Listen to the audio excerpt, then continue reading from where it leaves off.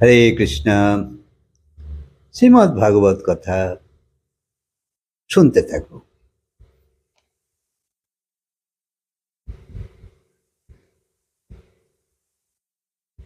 যদি তুমি ভগবানের কথন, কীর্তন, ভজন ইত্যাদি করতে থাকো, তো তোমার ভাব শুদ্ধ হতে থাকবে এবং তখন তুমি লাভের কথা না ভেবে তোমার কল্যাণের কথাই ভাববে।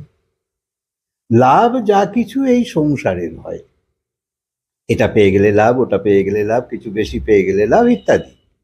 কিন্তু কল্যাণ মানে তোমার নিজের লাভ। প্রকৃত তুমি তো আত্মা, চেতন সত্তা। তোমার কল্যাণের জন্যে, অর্থাৎ তোমার জীবন মুক্তির জন্যে যা কিছু, তাকে কল্যাণ বলে। তাই মীরা বা তুলসীদাস নিজের জন্য ভেবেছিল, কিন্তু নিজের কল্যাণের কথা ভেবেছিল, নিজের লাভের জন্য নয়, নিজের পরম লাভের জন্যে। তাই মীরার সাধনায়ও সংসারের অনেক লোক বাধা দিয়েছিল, কিন্তু মীরা বলেছিল, যদি রাজা রাগ করে তো প্রজাকেও আশ্রয় দিয়ে দেবে, কিন্তু আমি কীর্তন করতেই থাকবো, ভজন করতেই থাকবো। কেননা যদি সবাই বিরোধ করে তো প্রভু তো আশ্রয় দেবেই, কিন্তু যদি গিরধার রেগে যায় তো কে আশ্রয় দেবে? তাই সংসারে তুমি প্রশংসাপত্র পেতে পারো, কিন্তু তোমার আত্মার প্রসন্নতা খুব দরকার। কখনো কখনো তোমার নোংরা মন বলে, এই কাজটা তুমি ঠিকই করেছ। কাউকে ধোঁকা দিয়েছ, কাউকে অসুবিধায় ফেলে দিয়েছ, তো তোমার শয়তান মন, তোমার মলিন মন বলবে ভালোই করেছ। কিন্তু তোমার আত্মা বলবে এটা ঠিক করনি। তো আত্মা যে নির্ণয় নেয় সেটা শুদ্ধ, পরিণামও ভোগ করবে, আবার একদিন আত্মার মতোই বলবে ও কাজটা ঠিক হয়নি। এই হলো বিবেক। সৎসঙ্গ না করলে বিবেক হয় না, যত জ্ঞানী তুমি হও।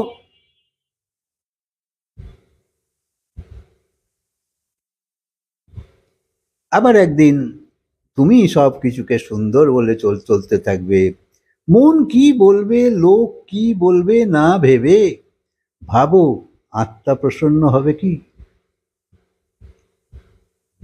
যদি হয় তো সেই কর্মই ধর্ম। এই রকম করলে ভগবানের প্রতি তোমার প্রেম বেড়ে যাবে, আর ভগবানের প্রতি আসক্তি জাগলে জ্ঞান এবং বৈরাগ্য তার পেছু পেছু আসতে থাকবে, তোমার ভাবের শুদ্ধি হতেই থাকবে। কেউ বসে যদি তপস্যা করছে তুমি দেখো, আর তুমিও তপস্যা করা শুরু করে দিলে, সেইটা ঠিক হবে না, ভুল হবে। কারণ মনের পরিস্থিতি তো দুজনের এক নয়। সে তো তার অবস্থা অনুযায়ী তপস্যায় বসেছে। তুমি তাকে দেখে বসে পড়লে ভাবলে আমিও বড় তপস্বী হব, অত সহজ নয়। তাই যদি নিয়মিত ভাগবত রস একটু একটু করে সেবন করো, তো তোমার মনই ভগবানে লেগে যাবে। তোমার মনকে চুরি করার কাজ তো বুঝেই পাচ্ছ ভগবানের, কৃষ্ণের, কারণ সেই তো মনমোহন, সেই তো চিত্তচোর। তাই তোমার মনকে আকর্ষিত করে নেওয়া এ তো তার কাজ। আর তার জন্য তুমি কি করবে? সদা সেব্য, সদা সেব্য শ্রীমদ্ ভাগবতী কথা মন লাগিয়ে শোনার চেষ্টা করো। দেখো, যখন কোনো ছোট বাচ্চা ঘন্টা বাজাবার জন্য লাভ দেয় কিন্তু হাত পাচ্ছে না, তো তখন কারুর দর্শনার্থী মন্দিরে, তখন কারো কোনো দর্শনার্থীর মনে দয়া উৎপন্ন হয়, এবং সে বাচ্চাটাকে তুলে ধরে আর বাচ্চা ঘন্টা বাজিয়ে নেয়। যারা একটু একটু মন লাগাবার চেষ্টা করবে, ভগবানের মনেও করুণার উদয় হবে এবং ভগবান কোনো সদ্গুরু দিয়ে দেবে, যে তোমায় পরমাত্মা পর্যন্ত পৌঁছে দেবে। যেমন ছোট বাচ্চা ঘন্টা পর্যন্ত পৌঁছতে না পারলেও কোনো দর্শনার্থীর মনে করুণা তো উৎপন্ন করতে পেরেছিল। তাই ঈশ্বরের হৃদয়ে তোমার প্রতি দয়া জাগৃত হয়ে যাক, এমন কিছু করো। শক্ত কিছু নয়, শুধু এই কথা শুনতে থাকো, আজীবন শুনতে থাকো, যে যাই বলুক তোমার কল্যাণ হবেই হবে। তাই ভগবানের করুণাতেই তো কেউ সন্ত রূপে আসে, কেউ গুরু রূপে আসে। সংসারে তো ভাগ্যবান সেই যার প্রতি সদ্গুরু প্রসন্ন। এ অনেক বড় পাওয়া, যখন তোমার ভেতরে কোনো আর নোংরামি নেই, অর্থাৎ কিনা দূষিত মনকে দূষিত করবার মতন কোনো ইন্ধন যখন আসছে না, তখন মনে শান্তি বিরাজ করে। আর শান্তি তো অমূল্য, কিন্তু গুরুর কৃপা না হলে এসব হয় না, কারণ গুরুই সেসব ময়লাকে হরণ করে। গুরু তো সাক্ষাৎ ভগবান। গুরু মেরা গোবিন্দ, গুরু মেরি পূজা, গুরু মেরা পার ব্রহ্ম, গুরু ভগবন্তা। গুরু মেরা গোবিন্দ, गुरु मेरी पूजा, गुरु मेरा पार ब्रह्म, गुरु भगवंता। ভাগবতের কথা ভেতরে প্রবেশ করে গেলে সেই পরমানন্দের অনুভূতি হবেই হবে। যার ভেতরে সাত্বিকতা আছে সে বলবে, যা আমার তাও তোমার, সবই তোমার। কিন্তু রাজসিক বলবে, আরে না না, আমারটা আমার, তোমারটা তোমার। আর তামসিক গুণ সম্পন্ন বলবে, আমারটা তো আমার বটেই, তোমারটাও আমার, সব নেবে। তাই যদি বৃত্তিগুলোর ওপর সংযম এসে যায়, তো সৎসঙ্গ অনেক ভালো করে পান করতে পারবে। যে অপরের সুখ দেখে প্রসন্ন হতে পারে না, সে অপরকে কি করে সুখ দেবে? যদি তুমি প্রসন্ন হও, তো সেই কাজে তুমি আগে এগুবে, যে এই কাজটা প্রসন্নতা দেয়, তাহলে এই কাজ করব। গুরুর কাছে যোগ্য হয়ে যেতে হবে না, অযোগ্য হয়েই যাও। সেই অযোগ্যতার জ্ঞানই তোমায় পরম জ্ঞানের দিকে নিয়ে যাবে। মানো তো আগে আমি অযোগ্য, আমি অজ্ঞানী। যতক্ষণ না মানছো, এটা তোমার অহংকার। আর মানলে তবে তুমি ঠিক দিকে যেতে পারবে। তাই সংসারে এসে পড়ালেখা করেছো, তারপর সংসার ইত্যাদি, কিন্তু যখন ভাববে ভগবান যে কাজের জন্য আমায় পাঠিয়েছে সেই কাজই করিনি, তখন তো তোমার পীড়া হবে এবং সেইখান থেকেই তুমি জাগতে থাকবে। তাই যতক্ষণ না পীড়াকে মানবে, ততক্ষণ ভাবশুদ্ধি হবে না।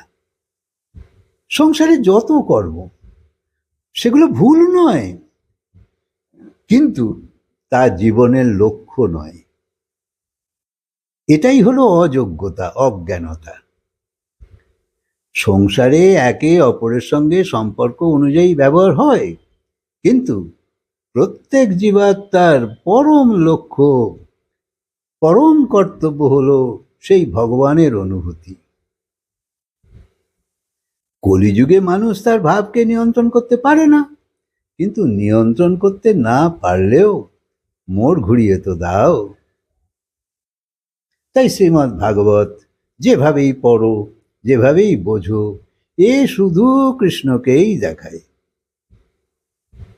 জ্ঞান দৃষ্টিতে দেখো বা ভাব দৃষ্টিতে দেখো, শুধু কৃষ্ণকেই দেখাবে।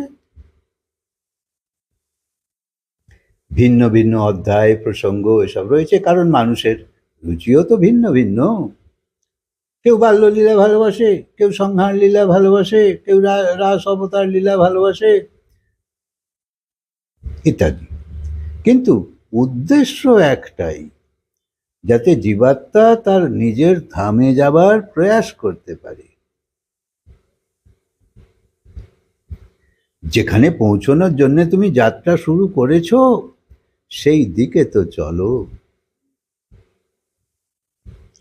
নিরন্তর ঈশ্বরকে দেখায় এই শ্রীমদ্ ভাগবত। তাই প্রকৃত জীবন তখনই পাবে যখন এই বইকে নিজের করবে। তাই জীবন তো নিচের দিকে নিজে নিজেই যায়, কিন্তু ওপর দিকে তুলতে হয়।